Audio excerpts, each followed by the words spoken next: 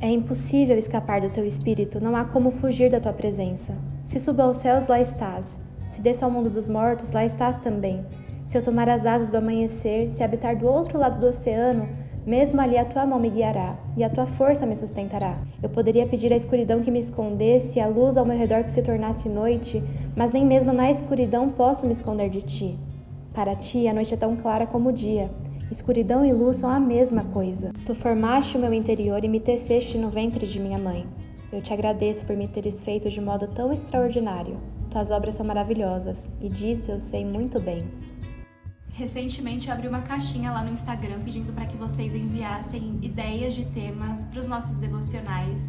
Eu recebi muitas ideias legais e dentre elas estava essa do Jonathan Garcia, e ele sugeriu que a gente falasse sobre vida secular versus vida cristã. Eu achei muito importante falar sobre isso porque, afinal, quem nunca agiu de forma diferente na igreja e fora da igreja, ou entre amigos cristãos e não cristãos? Que atire a primeira pedra quem nunca vestiu uma máscara para lidar de modo diferente com pessoas diferentes, em situações sociais diferentes. Isso é muito comum.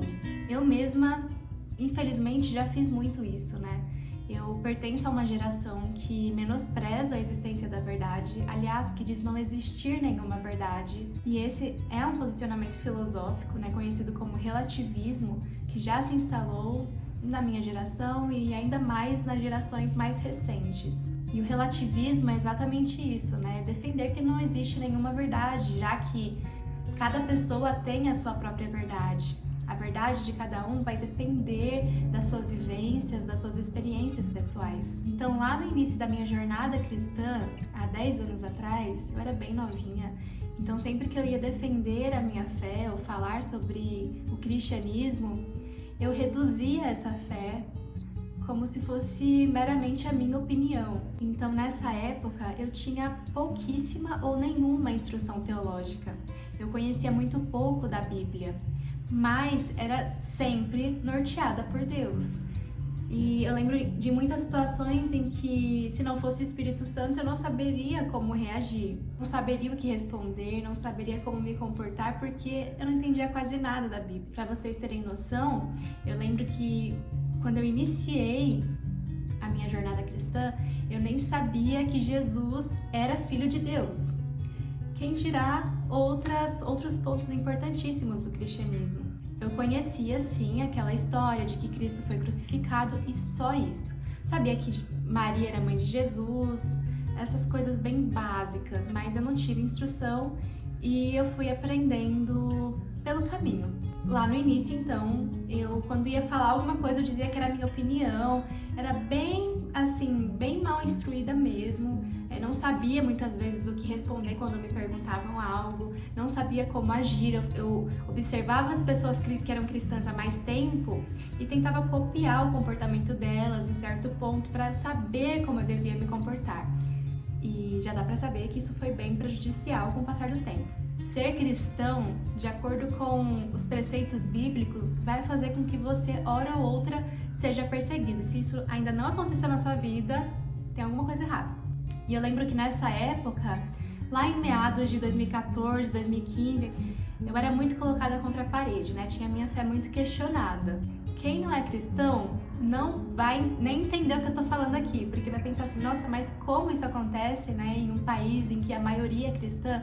Será que a maioria é cristã? Então é muito comum que hoje as pessoas reduzam a nossa fé a nada, a uma mera experiência pessoal. E aí, voltando ao relativismo, dizem que é apenas uma verdade em meio a milhares de verdades, né? E aí a gente ouve piadas, até ofensas e comentários, né, que são desagradáveis e que colocam em xeque a nossa crença. Então, como eu era muito nova e estava começando ainda a ser cristã, as pessoas não entendiam muito bem o que estava rolando na minha cabeça, né? Então era muito comum que isso acontecesse. Eu lembro de inúmeros fatos, assim, logo no início, sendo que eu não era aquela crente chata, até porque eu era muito novinha, né? Então eu ainda estava entendendo como as coisas funcionavam, mas ser cristão é isso, tá? Se você é um cristão de verdade, que está tentando ali obedecer aos preceitos cristãos, isso vai acontecer, mais uma vez, né, Vou dizer, uma hora ou outra vai acontecer e a gente precisa estar preparado e sempre pronto para responder à razão da nossa fé. E eu não estava preparada, eu não estava pronta ainda, né? Até porque eu entendia que estudar a Bíblia era errado, era isso que eu ouvia também. Mesmo assim, o Espírito Santo nunca me deixou desamparada, sem saber o que falar, né? Ficar ali totalmente perdida. É claro que às vezes eu dava aquela engasgada, mas ia, respondia o que dava e me livrava das situações em que me deixavam assim contra a parede. E aí eu lembro de um fato específico, né? Aconteceu na época da escola ainda, eu tava com um grupo de amigas e eu não lembro exatamente o que aconteceu, qual era o assunto, mas eu lembro que não ia participar de algo, fazer tal coisa, porque aquilo não era certo, né? Não era correto, alguma coisa assim. E aí, é importante eu trazer esse assunto nesse vídeo porque vai te mostrar que a gente está sendo sempre observado. A gente que é cristão tem os nossos comportamentos sempre vigiados, se não por nós, por quem está em volta. A forma como a gente fala, a roupa que a gente usa, nosso comportamento, tudo, absolutamente tudo é muito bem observado. E eu tô dizendo isso porque umas semanas depois, eu nem lembrava mais disso, uma amiga me chamou para almoçar com ela, eu fui almoçar com ela, a gente estudava em período integral, né, então era o dia inteiro e tinha uma hora de almoço. E aí eu fui almoçar com ela. E aí logo que a gente sentou, ela entrou nesse assunto. Eu lembro que você comentou isso, que não era certo fazer tal coisa, e eu queria dizer que, na verdade, o certo e errado depende da visão de cada um. É muito comum a gente ouvir isso, né? Ainda mais se você tem a idade próxima da minha, é comum a gente ouvir isso, né? Que a verdade vai depender da sua experiência, da sua vivência, né? Da sua cultura, que cada pessoa tem o seu conceito de certo e errado, e foi isso que ela me disse nesse dia. E esse argumento de que o certo e o errado dependem da visão de cada um, que é certo pra mim pode não ser certo pra você e vice-versa, esse argumento não funciona pra gente que é cristão. E a minha vontade era de deixar isso pra lá e falar, tudo bem, você tá certa, e se isso é o que você pensa, tudo bem, mas algo em mim naquele dia pulsou mais forte e enquanto ela falava, eu conversava com Deus, né? Entre uma garfada e outra ali, eu pensava, Deus, o que eu posso responder pra ela? E aí depois de ficar em silêncio por um tempo, eu lembro que eu respondi assim, o conceito de certo e errado, de bem e mal, não é relativo. Se eu tiro uma arma do bolso agora e atiro na pessoa que tá aqui almoçando do meu lado, isso vai ser reconhecido como uma atitude errada em qualquer lugar do mundo. Foi uma resposta simples, mas eu tenho certeza de que Deus se manifestou naquele momento. A começar pelo fato de que eu não fiquei calada, de que eu não relevei aquela argumentação contra a minha fé. E aí, anos depois, lendo Cristianismo Puro e Simples, eu vi que esse mesmo argumento estava no primeiro capítulo, conhecido como Lei da Natureza Humana, né? Que é essa distinção entre bem e mal e definição do que é certo e errado. E o primeiro capítulo é o certo e o errado como indícios para a compreensão do sentido do universo. E eu lembro que a conversa acabou ali, ela não disse mais nada sobre isso.